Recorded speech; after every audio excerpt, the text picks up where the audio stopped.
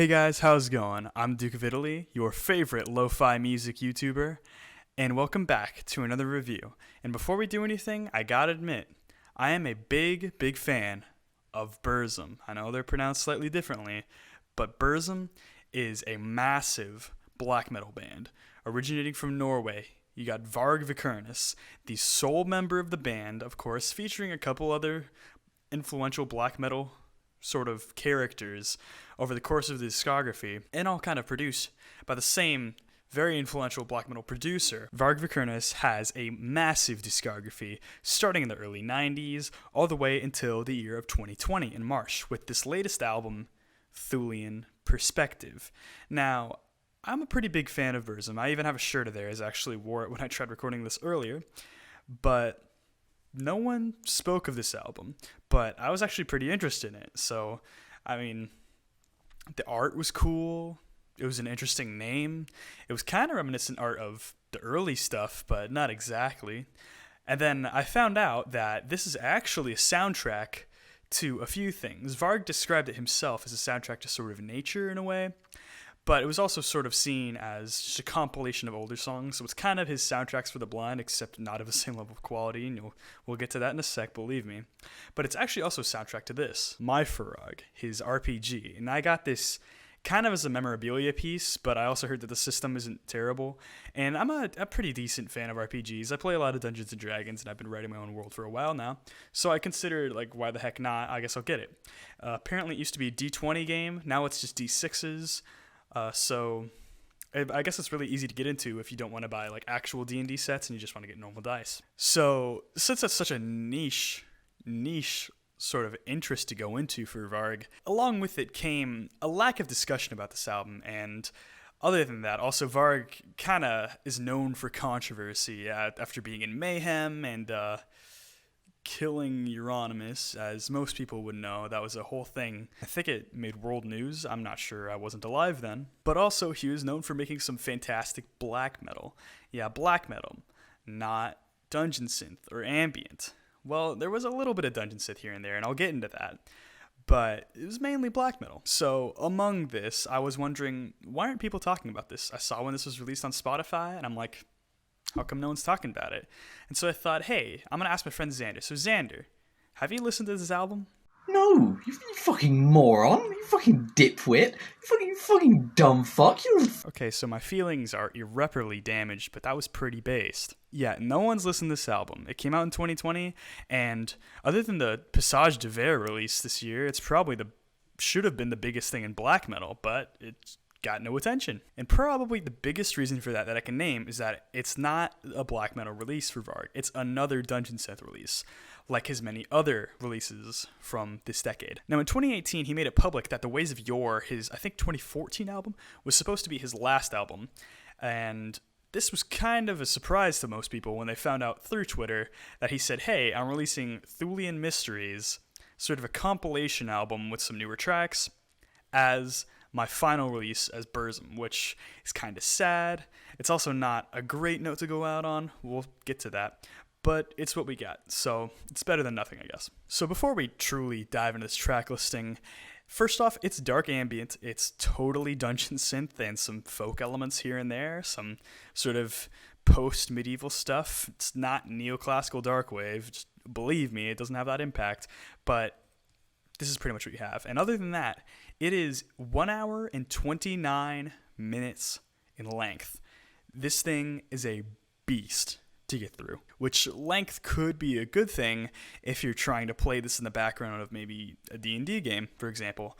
But not all these tracks work in conjunction that way, and I'll definitely get into that too. So without further ado, let's just get into this track list and see what's in the meat of this album. So the album starts off strong. You got the track The Sacred Well, a very lush and synth-filled sort of mysterious piece of music that definitely gets you into the zone for the rest of the album. And so the track kind of shows that Varg is still not having the highest production, but that's kind of part and parcel of the Burzum discography, so I'm mostly okay with that. And it ends with these nice chimes that kind of says, hey, get ready for the next stuff that's coming along. So overall, really strong opening track. Unfortunately, the next track, The Loss of a Hero, paints one of the biggest issues within the whole album. A lot of tracks under 2 minutes in length that should have just been cut.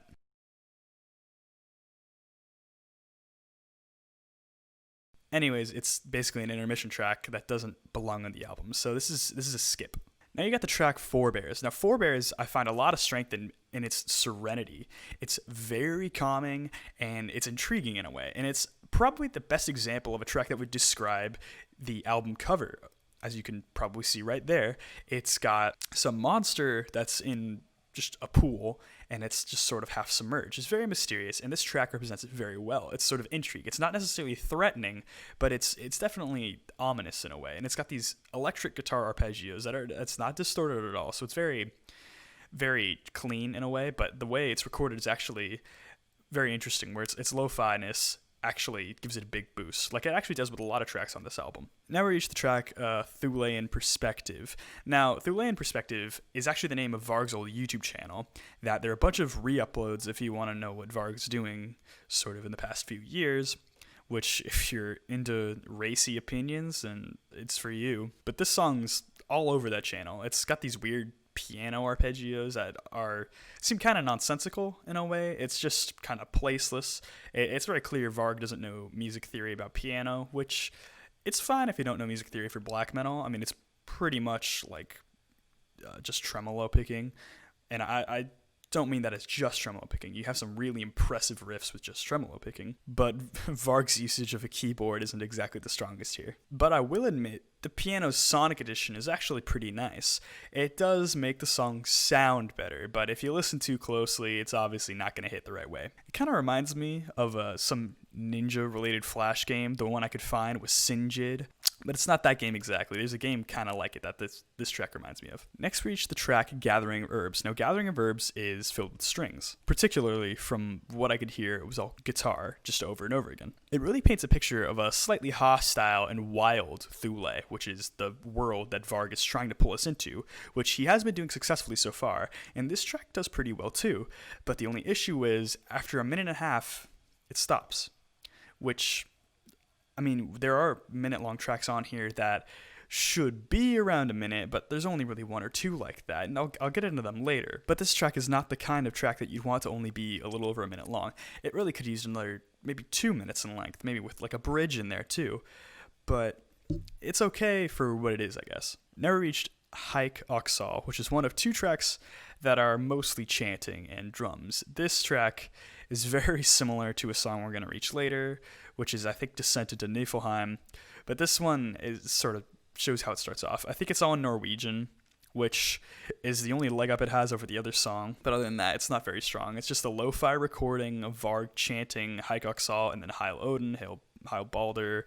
I think it says Heil Freya. See, in Norse gods, you know. It's kind of a whatever track. Doesn't really keep me in the space, but it's really just fine. If you play it in the background, it might be okay. Now we reach one of my favorite tracks, Jotunheim, or Jotunheimer, I'm not sure. Now this track has these sort of like distant horn sounds that it features about halfway through, and then it has these extremely piercing synths. It's really a feeling of tension that's evoked from this track, and it really sort of pulls you into a setting of maybe like a burned village, or sort of the event after a battle that was clearly won one-sidedly by the team you don't want winning. So it's very ominous in that regard, and it kind of seems like they just left, so maybe you're in danger here. It's a very tense track, and I like it a lot. Unfortunately, the sort of line that track was going with does not continue on to Spell Lake Forest. This track is another synth-led and filled track, except it's very short at around a minute in length, and it's trying way too hard to be pleasing and serene after that extremely tense track right before. So overall, just not good placement here, and in terms of the synth tracks, this is the weakest one so far. The next track is the Ettenstone Stoneheart. Now, this track, it sounds kind of organic in a way with all the strings filled in and the way they kind of all bounce back together, but I don't really want a bouncy feeling in my ambient track. Also, everything on this track has a ton of reverb and a ton of delay, and it's very noticeable. Well, there are other tracks on here that definitely have a ton of reverb. This one has too much. It's literally, you hear it and then you hear it again and then again, And I'm like, okay, I get it. We're in a cave or something. It's whatever. I don't like this track very much. The next track features Varg singing, and as opposed to the chanting Varg, this version is kind of pleasant for some reason. It has a slow marching pace that I actually find pretty appealing, and it just kind of lumbers on, and it's actually about sleeping. That's the lyrics of the track. I looked them up. And I feel this would actually be a very strong placement of a track for maybe if you're having a break of a D&D session, or maybe your players finally find an inn after a long chaotic day. It's a much more calm track. It's sort of to get them ready for the next thing. I think it works pretty well. It's nice is what I can best describe it as. It's nice. The next track is called The Land of Thule, and honestly, I can't remember much about it, but the thing I can remember most is that Varg, he has some spoken word at a few different points, and eventually it's delayed over, and it's given a lot of reverb. And the thing is, it's really, really raw. Not like Philosophem raw, where it's given a lot of bite because of how just wild it sounds from just the lo-fi production. This is just straight up cheap. He talks about something that I don't really care to remember, but you literally hear him press a button to end the recording. And I swear, on my life, you can hear it delayed at the end of the song, where you can hear it and you hear an echoed version pressing the button again. This drives me up the wall. It's ridiculous. This song is awful. I hate it with everything in my body. Fortunately, that awfulness lasts for one track, because now we have The Lord of the Dwarves, quite possibly the best switch up on the entire album. You have what I would describe as black metal ambient, far more than dungeon synth actually is. It's filled with these distorted and low droney guitars that are kind of reminiscent of the tone that Varg uses on a lot of his older stuff. With this track, I can really tell that if someone would use this for like a big cave setting, because it feels massive, almost like you see some like ancient dead king still sitting on his throne, and you're like, wow, I thought this empire would have never fallen, and yet right in front of us it's gone. It still keeps that ominous and mysterious feel that it's Thulean mysteries. It should be mysterious, and I find it very impactful. It's a great addition. Unfortunately, the next track, A Forgotten Realm, is very, very similar, and in a couple ways it might even be stronger, but the thing is, they're placed way too close together, because there's a third track like these called The Road to Hell, and it's only a few tracks later, so they're all condensed very tightly into this little section of the album, when some of them could have been spread more forwards or backwards or just rearranged in general. This track actually has some interesting differentiation from Lord of the Dwarves, where it's got some synths overhead and it's got some spoken word pieces. And if you guys remember me describing Philosophem's vocals before, it has that exact same sort of fuzz and bite to it, which I found super cool. It's almost like spirits were talking. I don't know if that's what Varg was trying to do, but it kind of felt like someone was climbing or like looking somewhere, and then they found something they maybe weren't supposed to find, and then like spirits were talking to. I'm getting off topic, but what I'm saying here is that the vocal additions were actually pretty good. We now reach Hail Odin, Sire, which is just some strings with Varg singing above it, just Hail Odin, Sire. It's a shorter track, and if it was any longer, I would say totally skip it, but it's actually a nice, pleasant little addition after probably a bit more searching for your players if you're running a D&D game. I know I'm comparing this a lot to D&D, but this is some stuff that you definitely want to play for that. Basically, it's another nice track.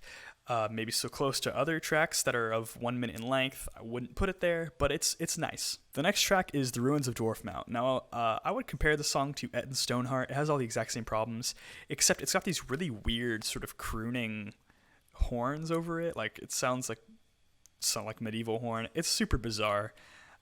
This track's a skip. And now we've reached the aforementioned The Road to Hell. This is another one of those drony, distorted guitar songs that Varg used, and this one might be the most depressing out of all three. It feels extremely cold and spacious, which I think is some of the best part about it. And it really feels like the album cover of Vislis Ataus, which I hope I pronounced right. I watched a Thulean perspective video just to pronounce that right, so if I got it right, that'd be fantastic. The song is very cold and spacious and empty, and it really feels like you're going into the Norwegian depiction of hell, it's pretty nice. So next we got Thulean Sorcery. I don't know how that's pronounced, but that's what it reads. And it's Varg sort of chanting, almost religious, seeming like O sounds of just him looped over and over, but it sounds actually really, really interesting. It's very spooky in a way. This goes into the descent to Niflheim. Now, Descent into Niflheim is not very good. I think this song is very off. I heard dogs barking at some point in the song, which is another example of Varg just recording things that shouldn't be there. I don't want to talk about it anymore. Next song is called Skin Traveler. It's a much more synth-filled track, sort of harkening back to the earlier material on the album, but I guess it's here again, which is actually a nice touch since that was some of the strongest stuff. And apparently this is a redo of a song on Det som Ingen Var, which I didn't know that, but it's a cool idea and concept, and it was added pretty well. It sounds very nice. The next track is The Dreamland, which is a slow burner at 8 minutes long, but it does have some variety overall. And at this point in the album, I thought that the synth stuff was getting a little old, but then the track kind of grew on me towards the end, which I don't know how it did it, but I like it. The next track, the title track, Thulean Mysteries, has these sort of low, droney strings with these really shimmery synths over above. It's actually a really nice addition, and it sounds really great overall. It's probably the strongest synth track on the whole album. Unfortunately, we're now followed by the monolith, The Password, in 15 minutes of length. And the thing is, I'd be fine if this track was 15 minutes in length for a dungeon synth track. We've seen it before, but right now it's not applicable. It starts with Varg talking about to get through a door, he needs to say his own name, and that's like the password or something. And then it proceeds to go into the 7-minute Odyssey of synths, which it sounds fine. Yeah, it'd be probably in like the second stage of quality of songs on this album. But the thing is, after 7 minutes, it repeats the whole thing. I don't get it. I don't know if it's meant to be like, oh, have I listened to this before? And the answer is like, yeah, I heard of this at the beginning. You're not tricking me with these synths, dude. And after that, we reach the final track, The Loss of Thule. Now, this track has some issues that were seen earlier in the album, and probably the biggest issue is that it's just not a good closer. It's got these sort of ominous piano notes just sort of scattered around. There are some percussive sounding strings, which I liked a little bit, but other than that, the track's not as strong. The synths added towards the end of the track added a lot, but it was too little too late. So that's the whole track list. Basically, to sum it up, it's too long. There are a lot of tracks on here that I would just straight up cut. And funnily enough, it's not even like a debate of which ones you can cut, because there are like 6 or 7 that are just like, well, just get rid of it. There's no reason to keep it on here. Also, the track list, which it was pretty bizarre. I think it could have just been changed around. And actually, in the description of this video, I will have a playlist linked of my own personal cut of this album with no additional tracks from any other albums. It's just like a 50-minute just sort of track listing that would be an alternative version of this album that I thought would work better in this way. While in some cases Varg showed a near mastery of dungeon synth, in other cases he definitely showed where it could go wrong. Many tracks on here are way too short, and a couple are too long. So overall, you got a lot of good stuff here, but also a lot of weak stuff, and that's why I'm giving this the first ever Reddit. Now, if you want some further dungeon synth material that is actually pretty good, there's a song off the first Burzum album called Channeling the Power of Souls into a New God. Very excellent track. It's a lot more piercing, and it's almost a little video game soundtrack-like, which if you like that kind of stuff, you'll really like this track, but it's very ominous, and I love it. There's also Tumet from Vislicitaros. I love this track. It's like a 15-minute slow burner where everything's sort of falling apart. You feel totally alone with this track. I included on my Dungeon Synth playlist I use for D&D. It's quite excellent. There's also, and forgive me for this pronunciation, Die Festung by Paysage des Vers. I think it's a French black metal group, and this is one of their biggest dungeon synth releases, and they're known for a lot of dungeon synths, so this is actually a pretty strong album. So that's Thulean Mysteries, a relatively okay album overall, I guess. I hope you guys enjoyed. If you did, go ahead and like and subscribe. Hit the bell icon if you want to see my videos first. It's totally free to subscribe, so there's no reason you shouldn't do it. If you guys have any comments, questions, or concerns, down below you can comment, or my social medias will be linked. I'd like to give a special shout out to Xander. Thank you for that video clip at the beginning. I love this man. He does his own music reviews. I'm going to put his YouTube channel down below. He reviews stuff way better than me, so please watch him. Anyways, that's about it. I hope you guys have a good day.